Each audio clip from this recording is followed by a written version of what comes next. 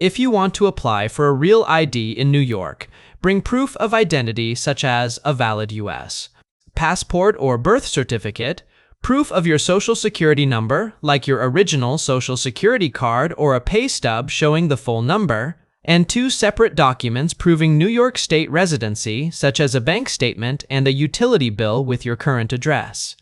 All listed documents must be current, official, and clearly show your legal name. Nicknames or abbreviations are not accepted, and any name changes must be supported with legal documents like a marriage or divorce certificate. If using electronic documents, print them out and make sure nothing lists a P.O. box as residency proof. All residency documents must be less than a year old at the time of application, and expired papers are not allowed.